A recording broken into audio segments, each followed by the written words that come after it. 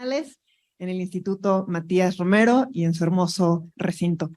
Es para mí un honor el día de hoy moderar este panel porque vamos a escuchar una historia que es una historia que es contada la mayoría de las veces que se visitan tanto las embajadas de Japón en México como la de México en Japón, pero es la primera vez que yo veo un libro que llega a este nivel de detalle con una lectura muy atractiva.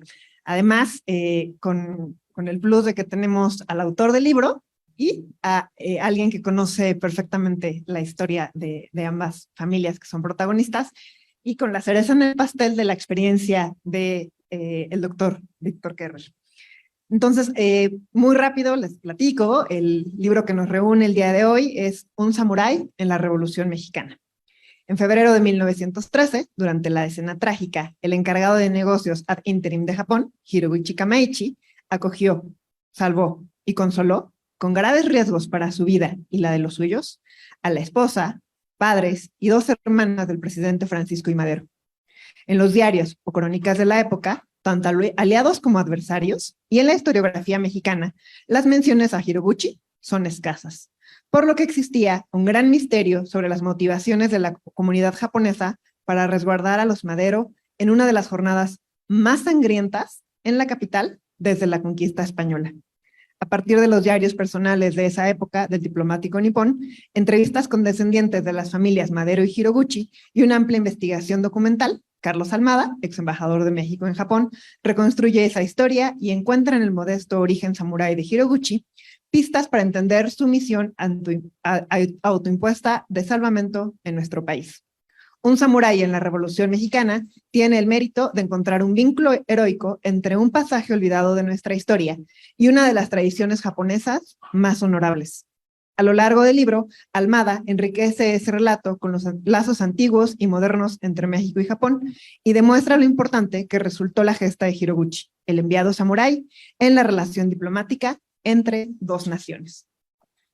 Entonces, primero les quiero presentar al doctor Víctor Kerber, que es asesor del secretario de Relaciones Exteriores. Actualmente, investiga sobre las percepciones de Japón en China y Occidente. Es licenciado en Relaciones Internacionales por el Colegio de México. Realizó estudios de posgrado en la Universidad Sofía, en Tokio, y cuenta con un doctorado en Ciencias Sociales por el Colegio de Michoacán. Fue profesor en la Universidad Autónoma de Nuevo León, el Colegio de México y el Tecnológico de Monterrey. Se desempeñó como cónsul general de México en Osaka, Japón, y fue coordinador de asuntos internacionales de la Jefatura de Gobierno de la Ciudad de México. Ha colaborado como articulista en diversos medios y es autor de libros sobre la historia de Asia-Pacífico. Doctor Víctor Kerber, buenos días. Tiene usted el uso de la palabra por 15 minutos. Muchas gracias. Bueno, para mí es un gusto estar aquí en el Instituto Matías Romero, porque hace poco más de 30 años fui alumno del Instituto Matías Romero, aquí hice estudios diplomáticos, y volver, no era este el espacio, pero volver al instituto es todo un placer, y me es muy grato, desde luego, estar en esta ocasión en la que el embajador Carlos Almada presenta su libro sobre este samurái que estuvo en la Revolución Mexicana y estuvo en momentos trágicos de toda la historia de la Revolución Mexicana, que es conocida como la Decena Trágica. Es interesante, Carlos, porque la misión que llevaba el embajador Carlos Almada cuando lo designan embajador en Japón tenía un doble perfil. Por un lado era, pues, la misión oficial, la de representar a México, desde luego, pero había un interés muy especial de parte de las autoridades en ese momento de que se le reconociera en Japón a Kumaichi Horiguchi su desempeño, su papel en nuestro país durante esos días trágicos que fueron los de la Decena Trágica. Entonces había el propósito de hacer contacto con los familiares, con los descendientes de Horiguchi, para que se expresara a través de nuestro embajador nuestro gusto, nuestro placer de haber tenido a un personaje tan singular en un momento importante para nuestra historia. Narra en su libro, El embajador Almada, cómo incluso en el Senado de la República existe una placa conmemorativa donde se reconoce el desempeño y el agradecimiento que tiene el pueblo mexicano hacia Horiguchi. Eso por lo que corresponde a la parte oficial. Pero la misión personal del embajador Almada era hacer contacto con la familia de Horiguchi con el objeto de expresarle en lo personal el sentimiento a la familia de haber conocido a un personaje tan importante de Japón para la familia Madero. Y aquí es donde la participación, la intervención de Mara Madero, la esposa del embajador, tiene relevancia. Ya ella nos platicará pormenores sobre esa situación, pero esta misión personal la describe con un sabor, una exquisitez, el embajador Almada, con una prosa extraordinaria que conmueve, les puedo decir, conmueve. Hay escenas supremas, el encuentro que finalmente se da entre ellos y la descendiente de Horiguchi. Entre paréntesis, Horiguchi fue embajador, fue un diplomático profesional, desde luego, y tenía un hijo de un primer matrimonio que era Daigaku Horiguchi, que fue un poeta singular, importantísimo en la historia literaria de Japón. Entonces, descendientes de Daigaku Horiguchi todavía existen, afortunadamente, y son las personas con las que hicieron contacto ellos. Entonces, el episodio en el cual narran cómo se dio ese encuentro entre las dos familias, los descendientes de Madero, los descendientes de Horiguchi, a mí me pareció espléndido. Bueno, pues hay, desde luego, en el libro varios detalles que nos remiten al México convulso de aquellos tiempos. Todos sabemos que fueron tiempos terribles. En esta zona en la que estamos ahora fue el escenario precisamente de un golpe, de una acción en contra del presidente constitucional de aquellos tiempos, el presidente Francisco I. Madero, que le costó finalmente la vida al presidente. Sin embargo, si me permiten ustedes, voy a contextualizar un poco más qué estaba pasando y por qué Japón interviene y participa en esta situación. Y no Japón, Horiguchi. Bien, pues terminó el porfiriato. Francisco I. Madero finalmente logra acceder al poder, llega a la capital, lo reciben con beneplácito, con vítores, pero la situación no es favorable. Hay mucho resentimiento de gente que pertenecía al viejo régimen, varios de ellos militares, que son los que a final de cuentas le asestan el golpe, entre ellos conocido Victoriano Huerta, pero estaba el general Mondragón, que era un general además con mucho prestigio. Estaba el general Félix Díaz, que era sobrino de Porfirio Díaz. Llega Francisco I. Madero, llega acompañado de su hermano Gustavo Madero. A veces no nos acordamos o no sabemos mucho, pero Gustavo Madero era el alter ego de Francisco I. Madero, así lo veía yo. Francisco I. Madero era, yo diría que era un hombre con ideales, tenía una trayectoria no solamente como político, sino también como pensador.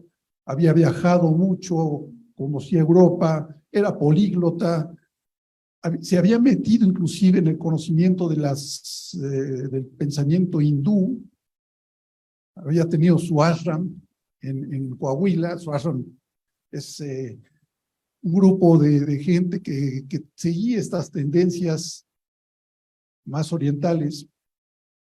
En cambio, Gustavo Amadero era el realista, el hombre con los pies en la tierra, el hombre de negocios de la familia. Entonces llegan los dos, uno con sus ideales, el otro con sus realidades, y hacen una mancuerna magnífica que pues también genera fricciones con otros grupos de poder en aquel momento.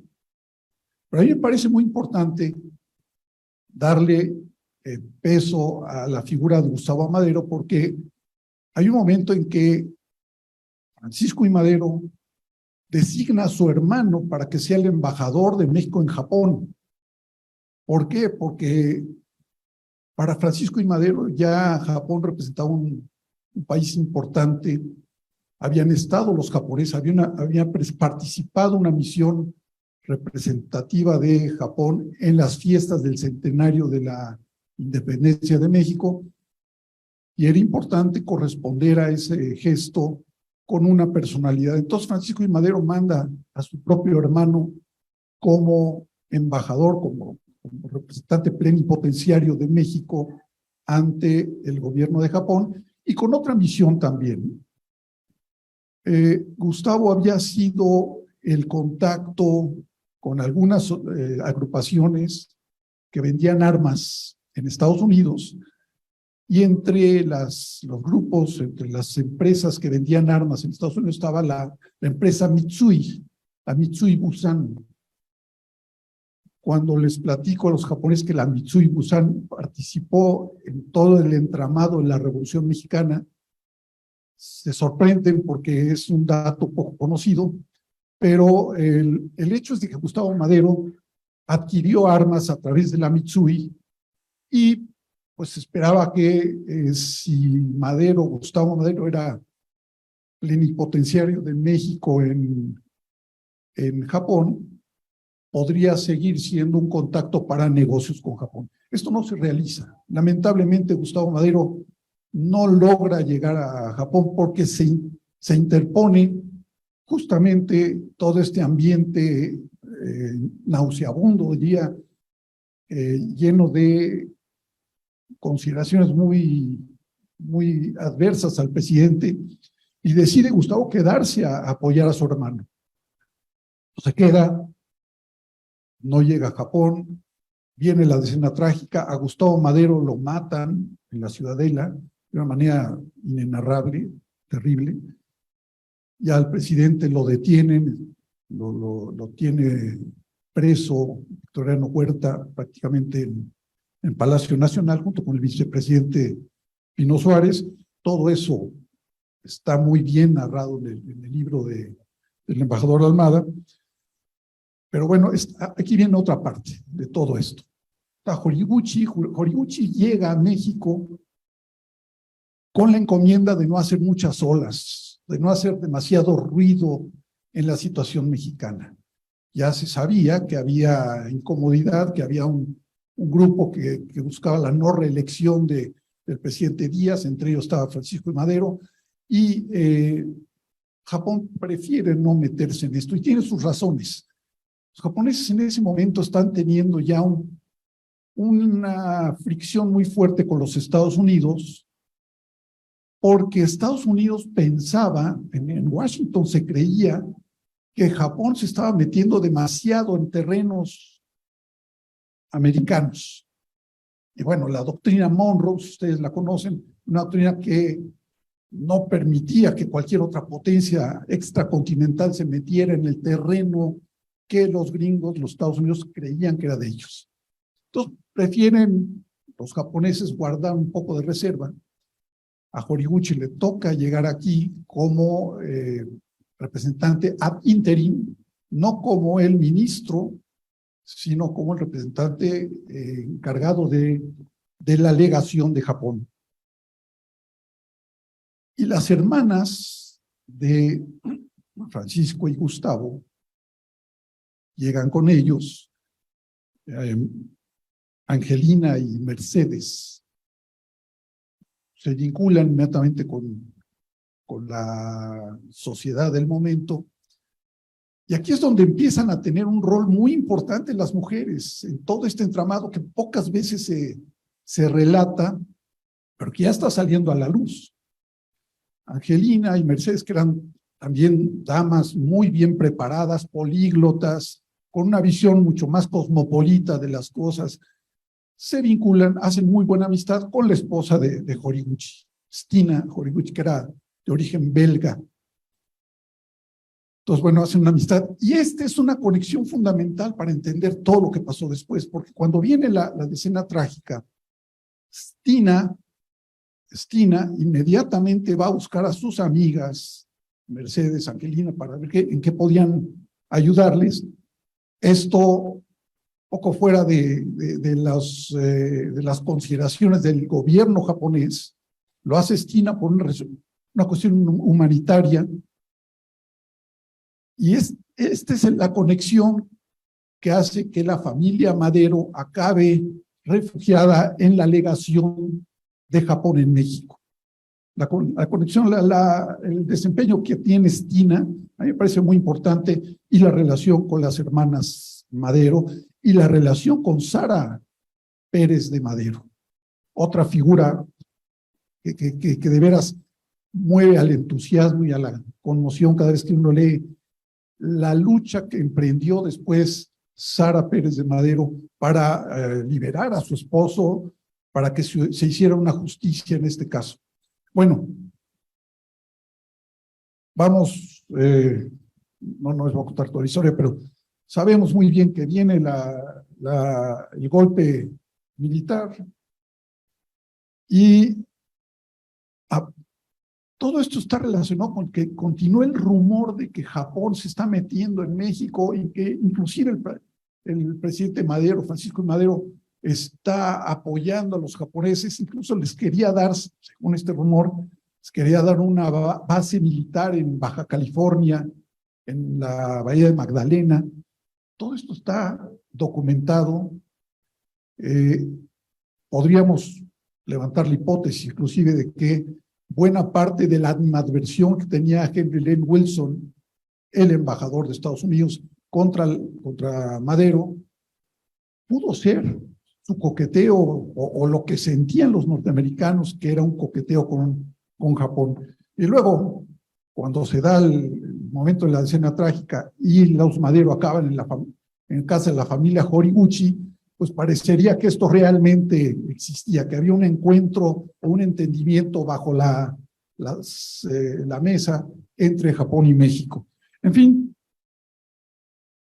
Horiguchi debió de tener, yo quiero cerrar con esto, debió de tener un conflicto existencial muy serio que se le presenta muchas veces a los diplomáticos en todos los ámbitos, que va entre obedecer las órdenes que se reciben de parte de Cancillería, en este caso de Gai Musho, del Ministerio de Relaciones Exteriores de Japón, que le estaba diciendo, no te metas, obedecer la conciencia propia, la conciencia humanitaria. Horiguchi era un humanista, además en su biografía se ve que es un hombre que había tenido ciertos talentos humanísticos, y por otro lado, pues la situación, la relación con su esposa, que había ofrecido el refugio a la familia Madero en la legación japonesa. Este conflicto de intereses se da mucho en los que hemos tenido la situación, la oportunidad de representar a México en el extranjero, porque siempre hay la orden que viene de Cancillería y a veces los criterios personales. Yo creo que Horiguchi tuvo que ver con esto. Finalmente pasó lo que pasó, la escena trágica termina en tragedia, pero si yo pudiera decir que hay un final feliz, es exactamente ese encuentro que se dio hace pocos años entre ustedes, el embajador Almada, Mara Madero, y los descendientes de Horiguchi. ese cuento se lo dejo para que lo narre Mar en un momento más. Muchas gracias.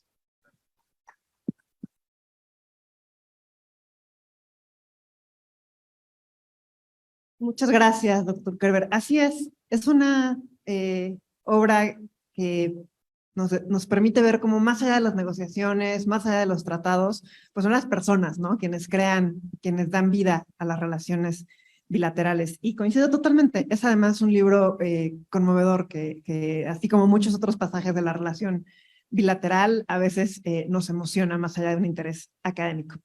Y como ya adelantaba el doctor Kerber, las mujeres en esta historia tienen un rol fundamental. Y entonces les presento con mucho gusto a María del Carmen Madero. Estudió la carrera de Ingeniería Bioquímica por el Tecnológico de Monterrey. Estudió las especialidades y es instructora de programación neurolingüística y aprendizaje acelerado. Es autora del libro Persuasión, El Poder Excepcional. Durante más de 11 años se ha dedicado a la edición de libros, trabajando principalmente en la editorial Penguin Random House. Mara, como se le conoce comúnmente, está muy orgullosa de pertenecer a la familia Madero, que ha sido parte de la historia de México de manera muy significativa. Su abuelo, Julio Madero González, fue el 10º hermano de Francisco y Madero, y era uno de los hermanos más activos e involucrados en la campaña antirreeleccionista. Está casada con Carlos Almada, ex embajador de México en Japón, lo que la ha llevado a vivir en ese país de abril de 2015 a noviembre de 2018. Y compartir con él la experiencia del encuentro e investigación de la historia que se relata en el libro que hoy se presenta. Mara, bienvenida, tienes el uso de la palabra. Muchísimas gracias, gracias por la invitación. Gracias, Víctor, que fue el de la idea de que estuviera yo aquí, y al Instituto Matías Romero, muchas gracias. Encantadísima de estar aquí.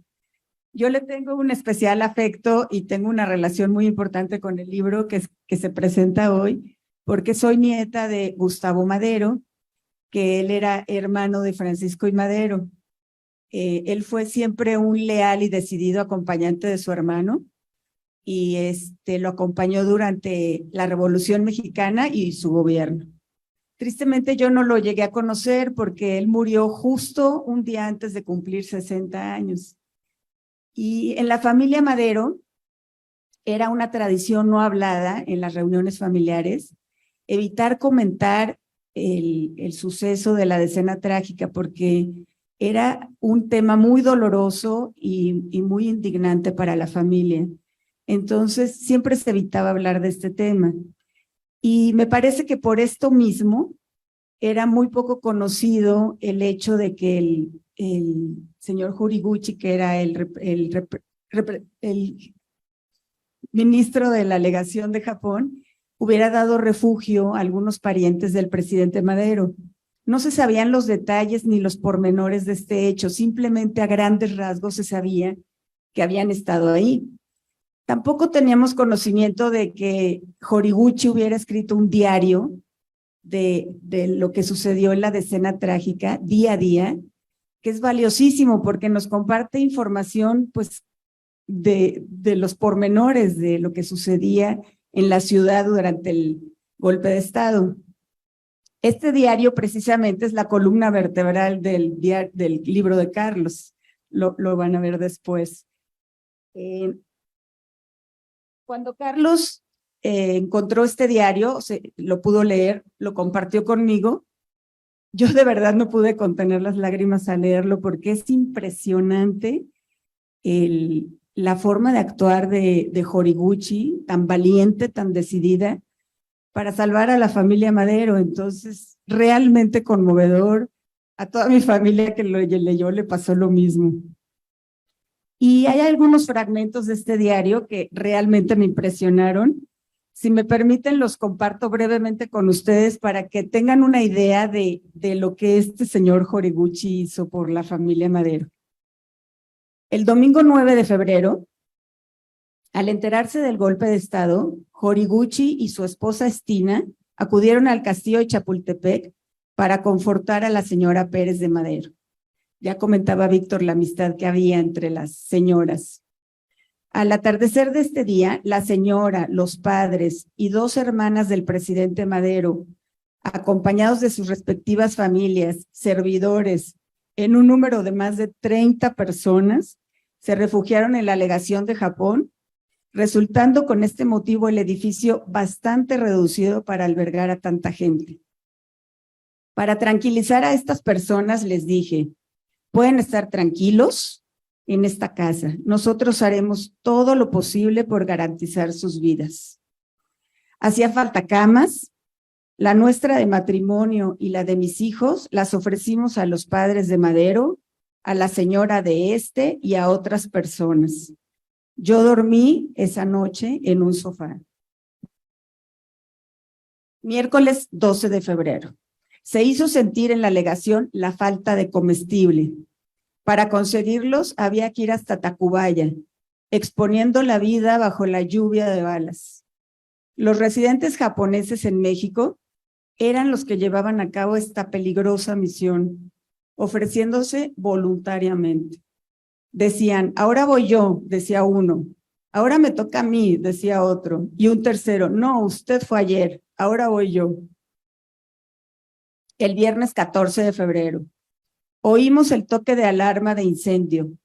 Precipitadamente subimos todos a la azotea y vemos una espesa columna de humo negro que subía al cielo cerca de donde se encontraba la casa del presidente, la casa del padre del presidente, perdón. Confirmamos que efectivamente se trataba de su propiedad.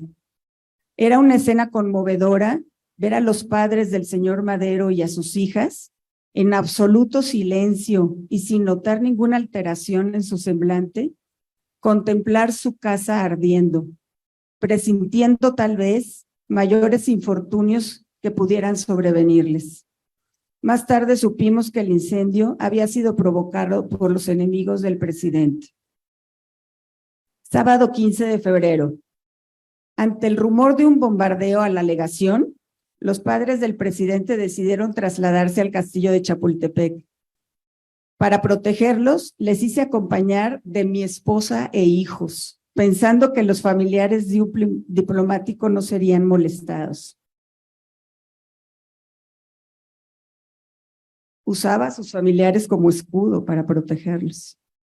Además, por si era efectivo el rumor del ataque a la legación, que los míos no se encontraran en peligro. Martes 18 de febrero. Instruí a mi familia para que volviera a la legación. Me extrañó verlos acompañados de la familia Madero.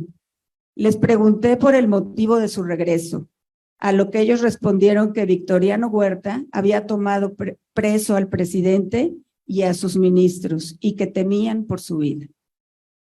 Miércoles 19 de febrero. Se decía que Huerta exigía a Madero la renuncia a la presidencia. Para presionarlo, le dijeron que esa noche la legación de Japón iba a ser bombardeada para aniquilar a su familia. Acudí al Palacio Nacional y le dije al general Huerta que iba a cerciorarme si ese rumor era cierto. El general me dijo que tal rumor no tenía ningún fundamento. Aproveché esta oportunidad para pedirle que nos permitiera visitar al señor Madero y nos lo autorizó. Madero me agradeció muy especialmente mi visita, abrazándome efusivamente y repetidas veces me agradeció por la protección de sus familiares.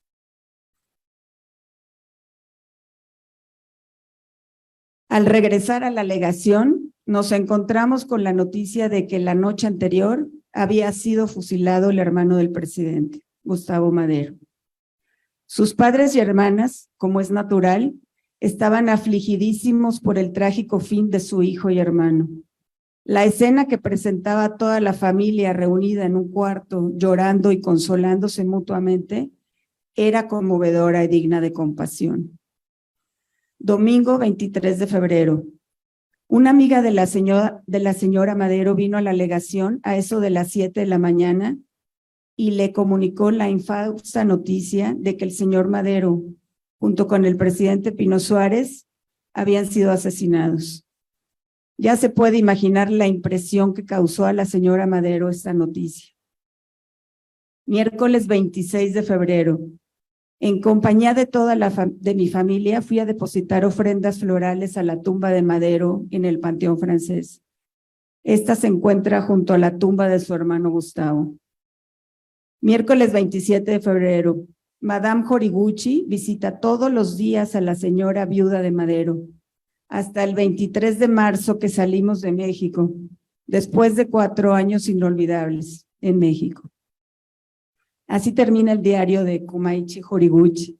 Como ven, escenas extremadamente conmovedoras. Como ya mencionaba Víctor, cuando nos fuimos a Japón, Carlos llevaba la encomienda de buscar a los familiares de Horiguchi para agradecerles haber salvado a la familia Madero. Y por otra coincidencia, fue muy fácil encontrar a su descendiente, que era la única descendiente que tenía, su nieta, Sumireko Horiguchi.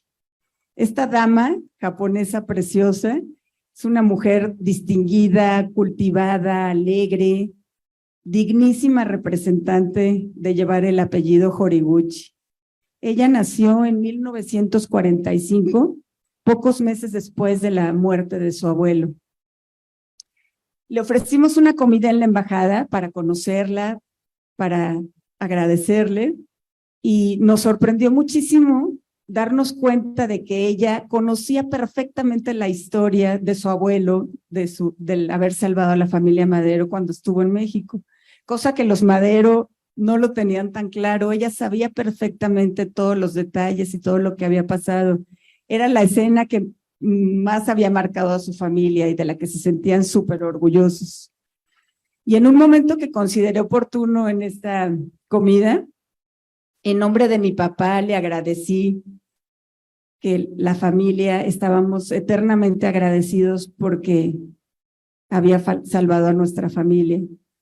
Y ella de pronto se sorprendió mucho de darse cuenta, le preguntó al intérprete si yo era Madero, no entendía muy bien qué estaba pasando.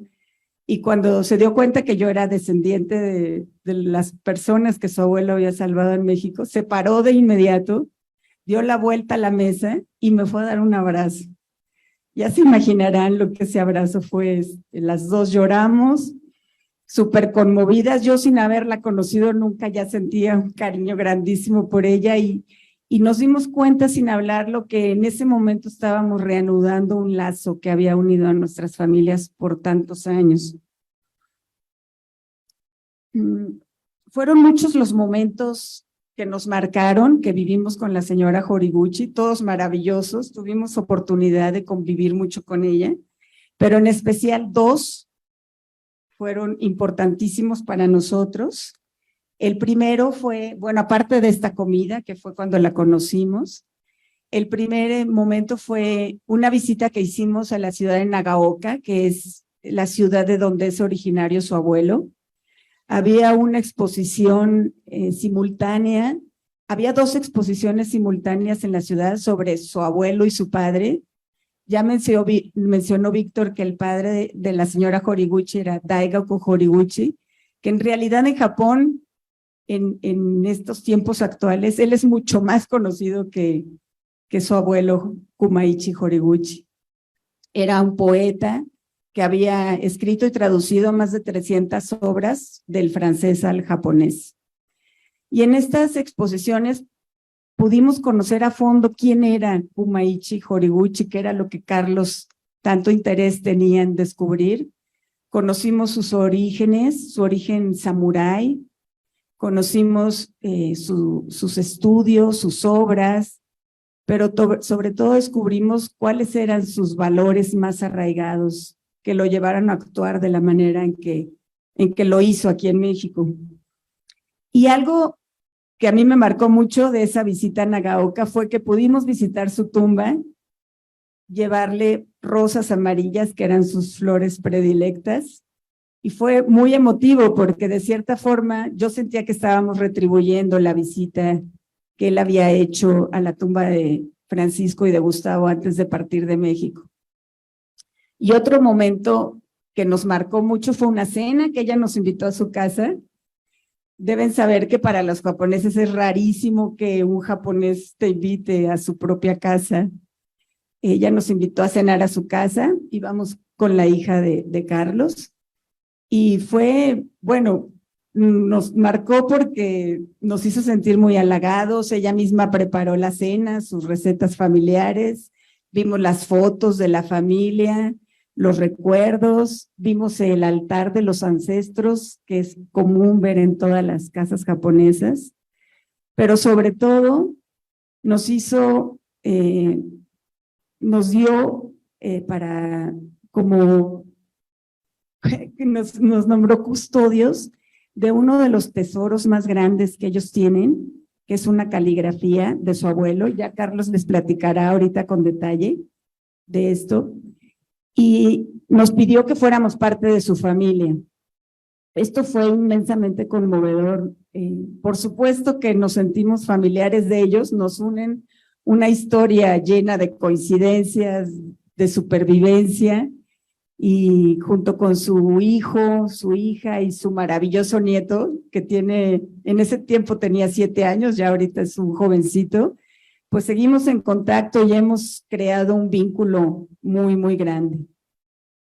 Y me parece a mí que una historia tan conmovedora y tan llena de coincidencias, pues nos debe dejar grandes aprendizajes. Para mí, el más importante es el valor del agradecimiento, que es parte fundamental de los japoneses. Ellos el agradecimiento lo conservan por generaciones. Yo me siento involucrada con esta historia que Horiguchi salvó a la familia Madero y espero toda mi vida poder ver y agradecer las cosas que son esenciales. También nos dejó momentos que no olvidaremos y bueno, yo quisiera siempre ser digna de haber sido parte de esta historia maravillosa que nos tocó compartir. Muchas gracias.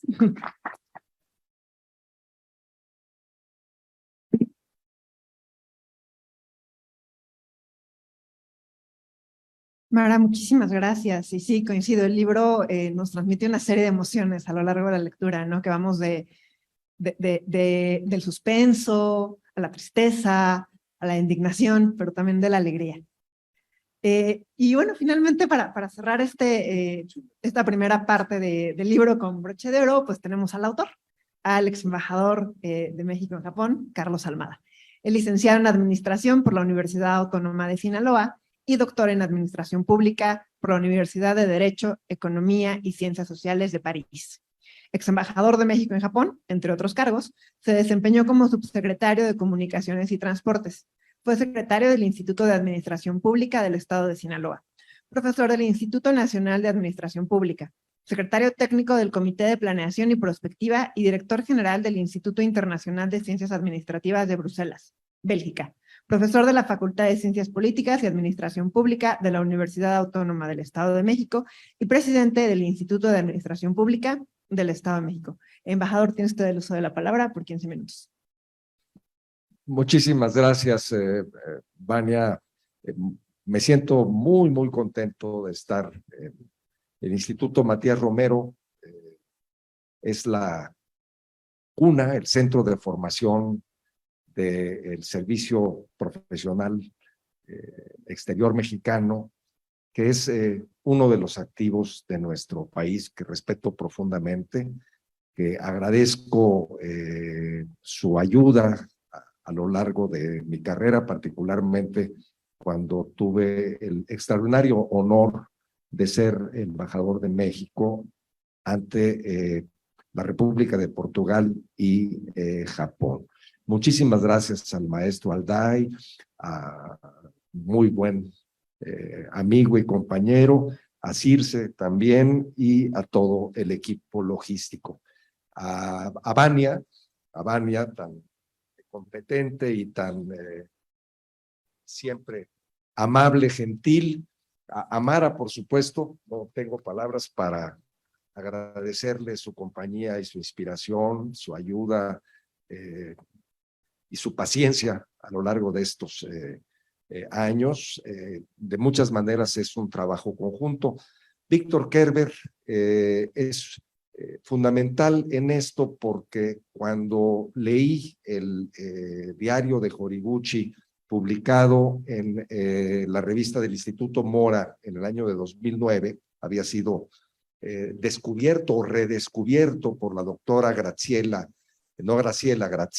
Altamirano Cozzi, empecé a indagar y uno de los pocos textos que encontré fue uno de Víctor, que precisamente habiendo leído, él con la fortuna de leer en japonés una biografía de Horiguchi, había descubierto esta vena maravillosamente femenina, yo digo, de heroínas, de personalidades de gran talento, lo comentábamos ahora, que están no detrás de esta historia, son el corazón en los dos sentidos de esta historia y no lo hemos reconocido, creo, por esta persistente visión patriarcal que tenemos de las cosas, de la historia y de la vida. Yo quisiera decir que el libro no es una hagiografía, no es un libro de santoral, no santifica ni a Madero ni a Horiguchi, que fueron hombres falibles, pero que actuaron correctamente en el momento que les tocó vivir. Creo que habiéndolo leído después, se puede advertir que tomo partido al escribir. Tomo partido más que por las personas, por algunos principios fundamentales. El primero es el de la democracia.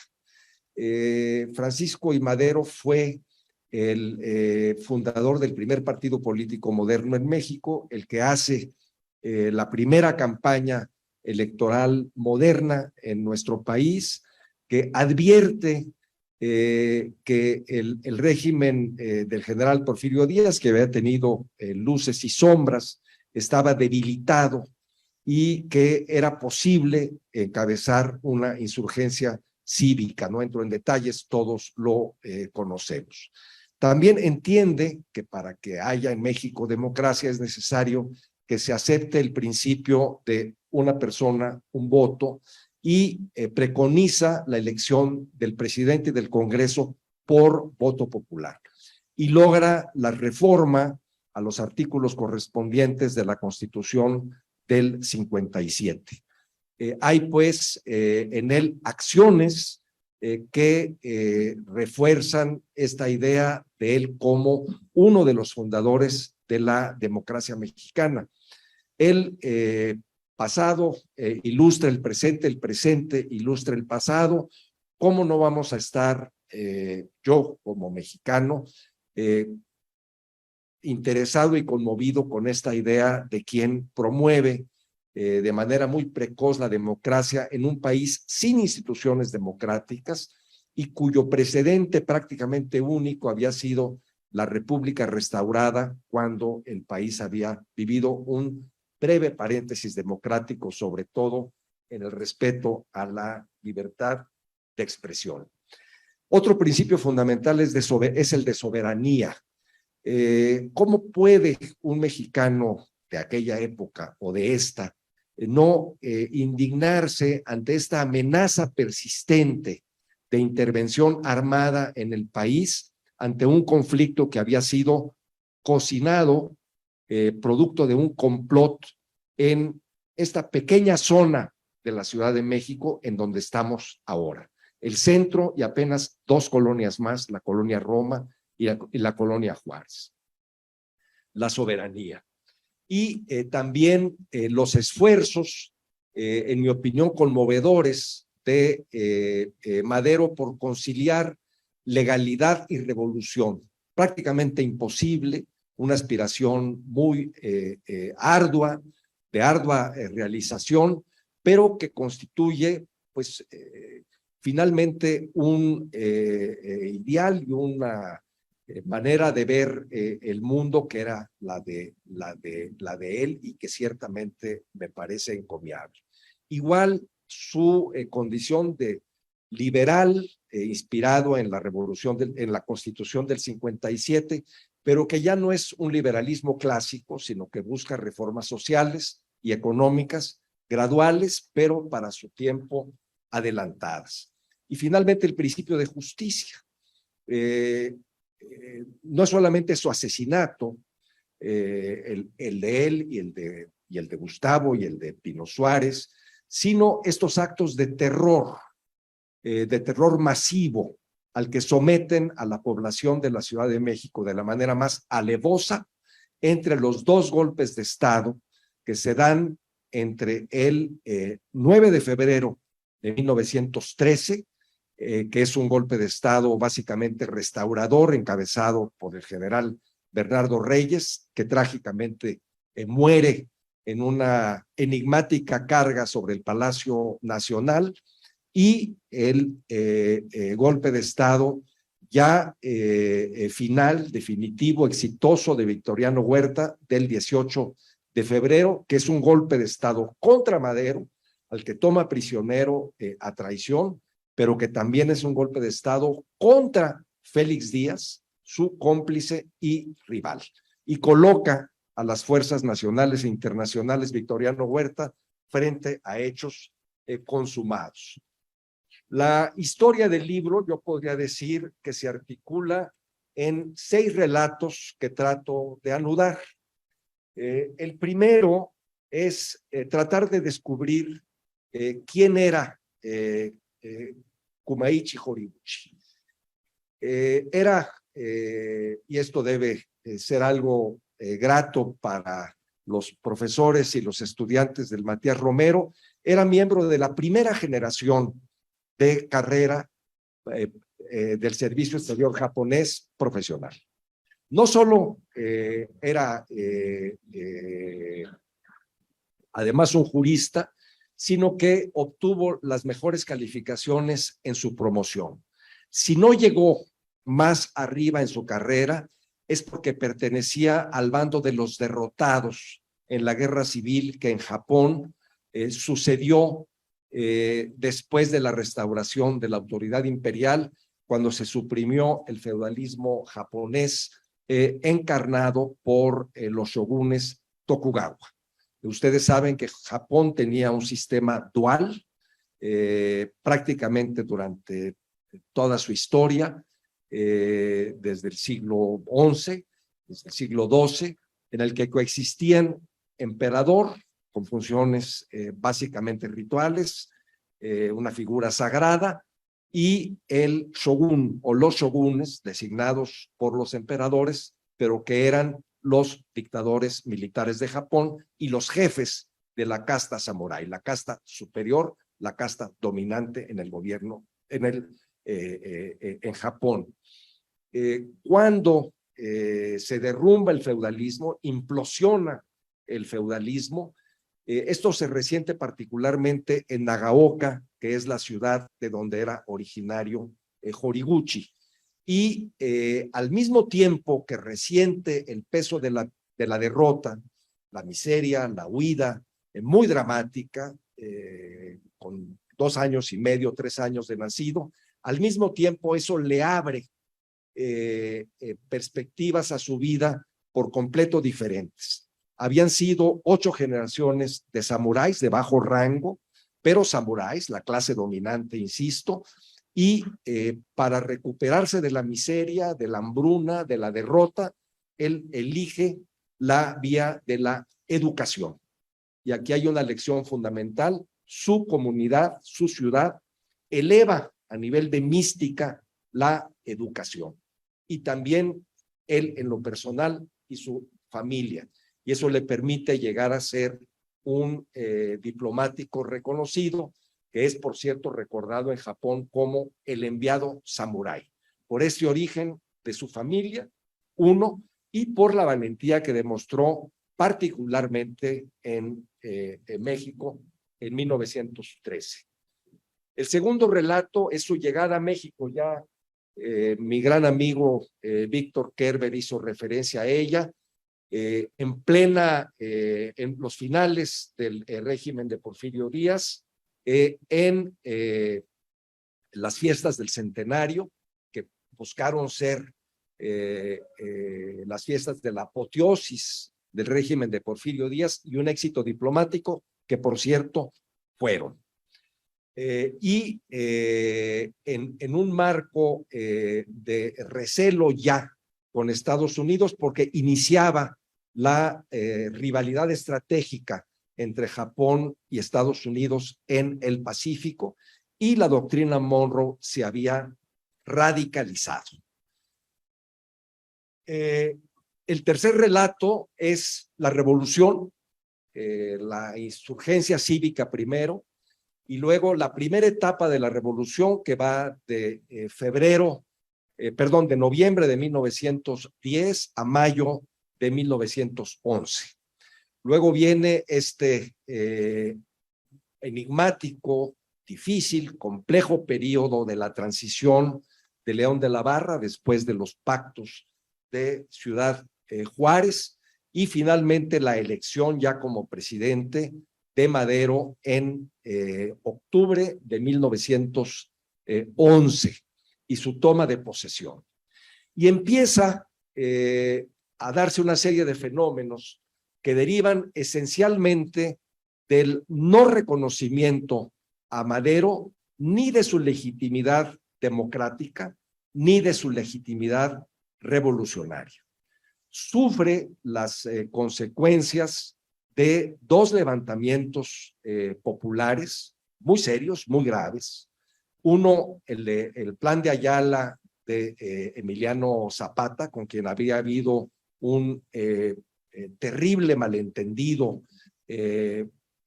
producto de los intentos negociadores durante el interinato, por cierto, y de una emboscada que le había tendido ni más ni menos que el general Huerta, del que culpaba Emiliano Zapata a Francisco I. Madero, por cierto, en este caso sin fundamento, pero eso era lo que Zapata percibía. También el alzamiento mucho más grave en términos militares de Pascual Orozco en Chihuahua, quien había sido uno de los aliados militares más importantes de Madero durante la revolución, determinante en la toma de Ciudad Juárez, un líder popular vigoroso, ambicioso, que no es hecho gobernador y que finalmente termina levantándose en armas contra Madero, provoca un conflicto de dimensiones muy graves, y es la represión de este movimiento por parte de Huerta lo que hace de Huerta el líder indiscutido del ejército federal. Hay dos intentos adicionales contra Madero, uno del general Bernardo Reyes en diciembre de 1911, apenas semanas después de la toma de posesión del presidente, y otro en octubre de 1912 por el general Félix Díaz, sobrino de don Porfirio, en Veracruz. Parecía que la situación estaba bajo control. Ya había enviado el presidente Madero a Felipe Ángeles, a Morelos, ha dado un tratamiento diferente, mucho más humano y mucho más comprensivo a el tema zapatista. Ya se habían tomado prisioneros tanto al general Reyes como al general Díaz. La situación de la economía del país era estable. No se había producido el apocalipsis que la durísima prensa reaccionaria había pronosticado, particularmente el diario El Imparcial, pero no solo El Imparcial, revistas satíricas que fueron tremendamente corrosivas de la legitimidad de Madero y que todavía han impactado en su imagen que muchos mexicanos tienen de su persona, como una persona pequeña frente a un Porfirio Díaz, decían las caricaturas, mostraban las caricaturas, un Porfirio Díaz gigante, viejo, dignísimo, y un chamaco manejado por su hermano.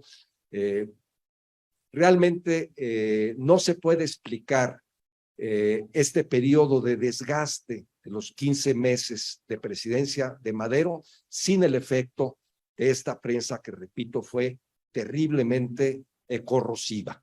Era una época también en la que no había partidos políticos estables, y la oposición se realizaba precisamente desde los periódicos, básicamente. Sí. La decena trágica es abordada a partir del diario de Horiguchi. El diario de Horiguchi, esencialmente los pasajes más importantes los citó Mara. Hay que compararla, lo que escribe Horiguchi con lo que reporta a su Cancillería. Nunca le miente a su Cancillería, pero nunca le dice toda la verdad. Y ese es el secreto de Horiguchi, que conserva una latitud que le permiten las deficientes comunicaciones de aquella época, como él reconoció después personalmente en 1935. Se articula alrededor de cada día lo que él escribe, lo que él intercambia con su Cancillería, lo que ocurre en la calle y las intrigas, tanto nacionales como internacionales, que muestran que la propuesta historiográfica de Frederick Katz es correcta. No solamente había enfrentamientos entre mexicanos, sino que las grandes potencias se enfrentaban en sus intereses que convergían y divergían en México. Por ejemplo, entre americanos e ingleses en materia de petróleo, o el enorme interés que tenía el imperio alemán por el petróleo también, ya que se avecinaba ni más ni menos que la Primera Guerra Mundial. Ese era el contexto en el cual se daba. Y se muestra cómo el asesinato del presidente y del vicepresidente, lejos de terminar con el caos que se decía había en el país, por más que se limitaba a unas cuantas manzanas en el centro de la capital, terminó por incendiar la República. Finalmente, el último relato es lo que ocurre con los protagonistas. No quisiera entrar en muchos detalles, quisiera mantener un poco de misterio que se puede resolver adquiriendo el libro y leyéndolo. Solamente quisiera decir que el momento más emotivo de nuestra visita fue cuando la familia Horiguchi, la señora Horiguchi, nos confía lo que para ellos es la obra artística más importante de su abuelo y que sintetiza su filosofía de vida. Es una ave gigantesca que cruza los océanos, que cruza los continentes, perdón, un pez gigantesco que cruza los océanos y es firmado con su seudónimo, un seudónimo de la antigua China. Es un fragmento de un verso de Confucio, es el enviado del soberano que va más allá de la Gran Muralla a parlamentar con los bárbaros. Ese era el título muy largo de los embajadores en la antigua China. No tengo más que agregar. El contexto ha sido muy bien narrado por Víctor Kerber y los aspectos más humanos de esta historia han sido evocados por Mara. Solamente quisiera terminar agradeciendo de nuevo al Instituto Matías Romero y en ausencia a los muchos profesores, expertos japoneses y mexicanos que me guiaron en este proceso y que me auxiliaron a suplir mis insuficiencias, particularmente metodológicas. Es muy grato estar esta mañana con ustedes, Alejandro. Muchas gracias.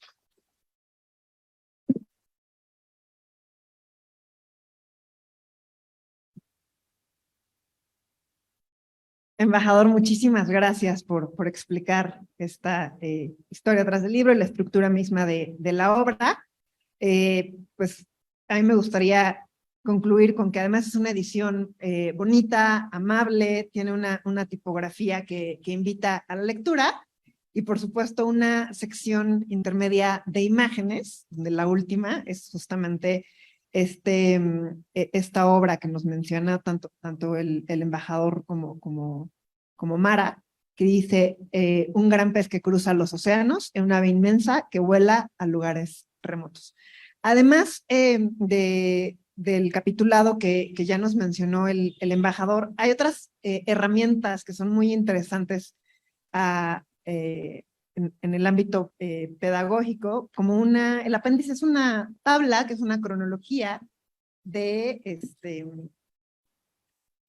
bueno, no la encuentro, pero es de la historia de Hiroguchi en México, ¿no? Entonces, pues también como se llama cuadro cronológico de los principales acontecimientos de la vida de Horiguchi Kumaichi. Entonces, bueno, pues con esto damos terminado la presentación de nuestros panelistas. Entonces, con el fin de respetar la agenda que nos han dictado nuestros organizadores, nos gustaría tomar solamente algunas preguntas, comentarios por parte de ustedes para regresar rápidamente con nuestros panelistas y continuar con las actividades que el instituto ha preparado. Acá hay una, por favor, adelante.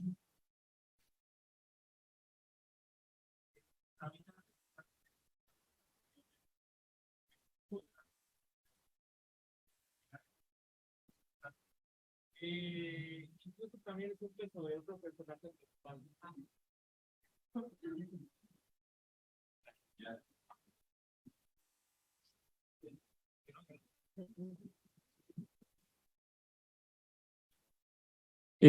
Bueno, también había escuchado, bueno, leí otro personaje principal japonés en la historia de la Revolución Mexicana que se llama Kingo no Naka, no sé si lo han escuchado antes, que también, curiosamente, dada la casualidad, él también tuvo contacto con Francisco I. Madero. Cuando él recibió un balazo en el brazo, el Kingo no Naka fue de los primeros en atenderlo, incluso formó parte de la guerrilla de Pancho Villa y que aparece como decolado en una de sus fotos principales, ¿no?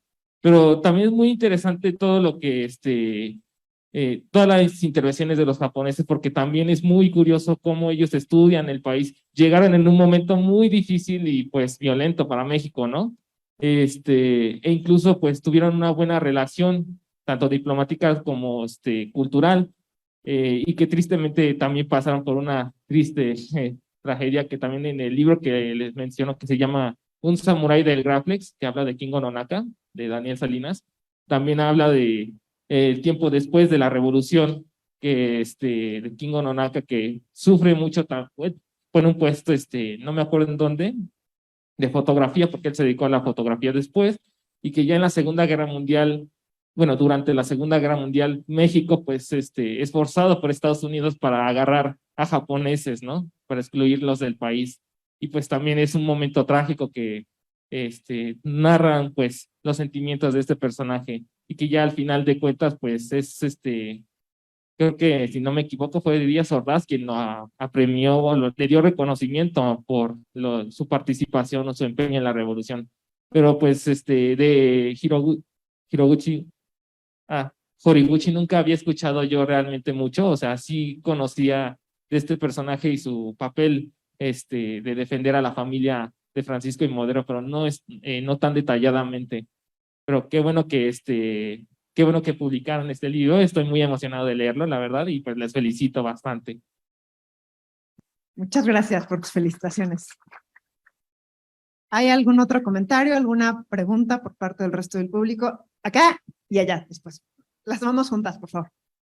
Sí, buenas tardes. Agradezco mucho el espacio que han otorgado para presentar el libro. Y bueno, me gustaría preguntarle al ex embajador Almada, ¿cómo fue el proceso de encontrar a los descendientes del ex embajador Horiguchi en Japón? ¿Qué tan difícil fue?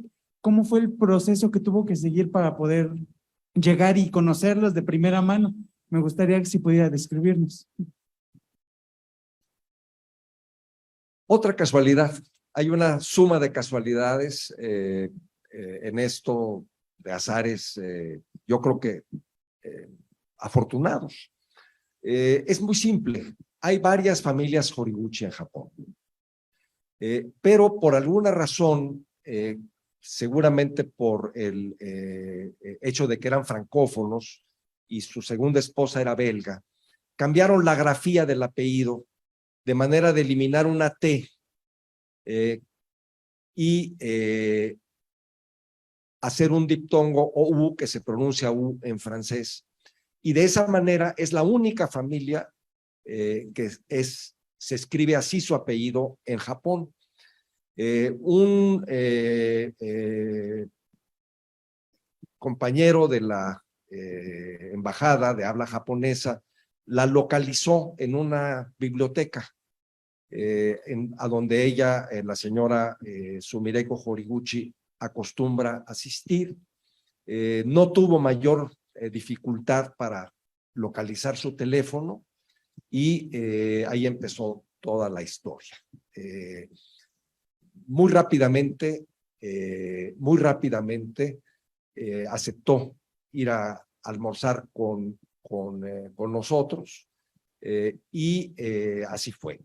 Yo quisiera agregar otra coincidencia que no me preguntó usted, pero creo que es curiosa, y por razones históricas, la Embajada de México en Japón es adyacente a las residencias oficiales de los presidentes de las dos cámaras de la dieta japonesa. De manera que yo pude visitar, sin haber presentado cartas credenciales, al presidente de la Cámara de Consejeros, la Cámara Alta, unos días después de llegar a Japón. Y por otra coincidencia, el presidente Yamazaki de la Cámara entonces, era un admirador o es un admirador de la poesía de Daigaku Horiguchi, que es algo así como un López Velarde o un Jaime Sabines, un Paz, un gran intelectual. Casi todos los japoneses conocen alguna de sus poemas, incluso de memoria, y ese entusiasmo por el poeta y esa vecindad hizo que él de inmediato reaccionara a esta visita informal de vecino a vecino y decidió invitar de manera oficial a la mesa directiva de la Cámara de Senadores de México, y apenas 3 meses después estaban ya en Tokio los senadores, fueron recibidos por el emperador, por el primer ministro entonces, y el tema tomó una relevancia inusitada, tanto en México como en Japón.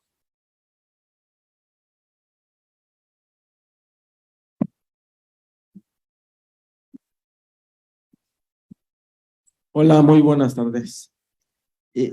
Yo tenía una pregunta muy específica para la señora Madero, porque es que aparte del periodo histórico de nuestro país, de nuestra patria, que fue el de Porfirio Díaz, que él hizo ese preámbulo con esta cultura, la trajo aparte de la francesa, como todos sabemos. Yo tengo una pregunta personal para usted. Mi familia, los Añorbe, tienen hay una relación con los antepasados, que es Pantaleón Añorbe Díaz, fue maderista.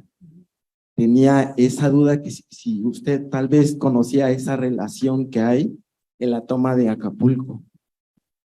No, la verdad lo desconozco. ¿Tú, Carlos, lo habías oído? No. No conozco este caso particular, pero sí quisiera subrayar que es muy curioso el ascenso de Porfirio Díaz en materia de comunicaciones. El telégrafo y el ferrocarril permitieron que Madero hiciera una campaña que financió con sus propios recursos, muy moderna en el país, y conoció a muchas personas. Seguramente fue el caso de su familia. Adelante, última pregunta, por favor. ¿Va el micrófono? Buenos días. Espero que no sea una pregunta muy personal, pero me gustaría saber de dónde surge este interés por publicar un libro en donde se habla justamente de esta historia, y quería saber si tenía alguna relación con con su matrimonio y por el interés de la familia de su esposa o era meramente una coincidencia? Bueno, yo siempre aclaro que tuve la fortuna de casarme con Mara por razones no historiográficas. No historiográficas, pero claro que el hecho, lo dijo Víctor Kerber desde el principio, de que se juntara esta misión oficial con este interés familiar, pues sí, me hizo interesarme en el tema. Sería ese mi comentario. Muchas gracias. Les agradecemos muchísimo la atención. Desafortunadamente el tiempo se nos ha terminado. Tienen que hacer el cambio de panel para la siguiente presentación del libro. Agradecemos muchísimo su atención. Por supuesto, también agradecemos al embajador Alejandro Alday González, director general del Instituto Matías Romero, y también a Circe Romero, que estuvo al pendiente durante todo el proceso de organización, y doctor Víctor Kerber, ex embajador Carlos Almada, y a la señora Mara, haberme permitido moderar esta presentación. Los invitamos a que se queden con nosotros porque hay una actividad a las 12:30. Gracias.